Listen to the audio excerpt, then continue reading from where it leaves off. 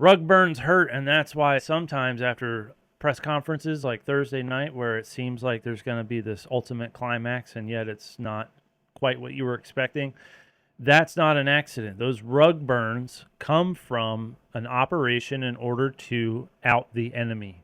Right now, and prior to the press conference, the enemy is out screaming in defiance of election reform. The enemy is putting themselves on display.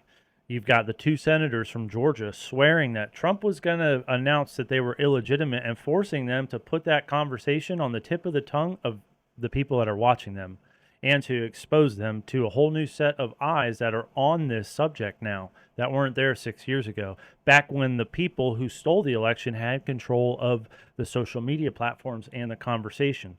What you're seeing is a masterclass in conversation control by the man himself, Donald Trump. Think about some of the headlines and the stories and the rumors that we heard leading up to that event.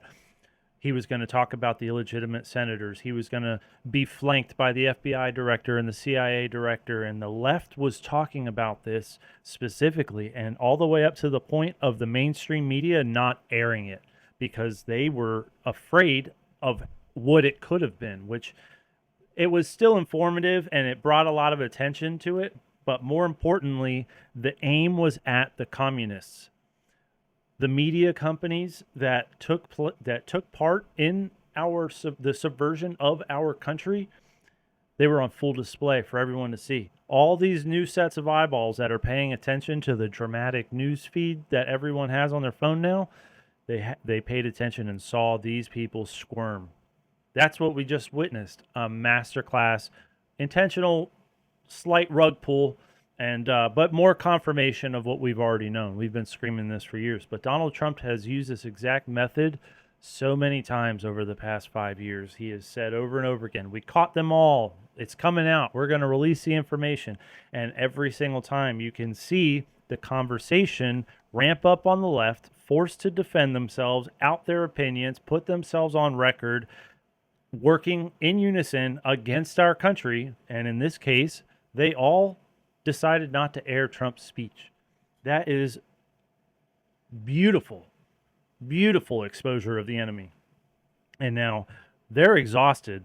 Let me tell you something. They're exhausted. You could see it in the comment sections of all of the leftist posts.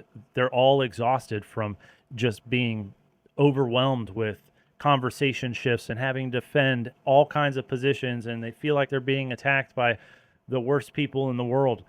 They're exhausted, and that is perfect timing for Trump to now ramp up the counterattack, which will eventually end with what we all want to happen, and that's accountability. I feel better and more confident than ever, man. And Donald Trump has made it abundantly clear who we're up against. This is a communist regime, a communist takeover, an occupation by communists. He has made it clear over the past 3 weeks, and the media is a huge, important role in the communist agenda. It wouldn't be possible without the media. And it goes back to the beginning of communism. It wasn't just Karl Marx writing a book and it just spread organically. No, that manifesto was written and then distributed through all kinds of news sources, news outlets, culture, media, all sorts of entertainment were now supporting this ideology, and that it's no different now. In London, where Karl Marx was, all across Europe, these news outlets started to be funded and mirroring the same stories that each other were telling. And this is ultimately the beginning of mass programming. But you look at these mainstream media companies and the monopoly that they've had for so long, it's the same thing. They have controlled the information that we've been fed for decades. And that orchestration comes from somewhere. It's not China. It's not just Venezuela. It's not China. It's not just China. China is an important part in this whole grand global scheme and attack on our country.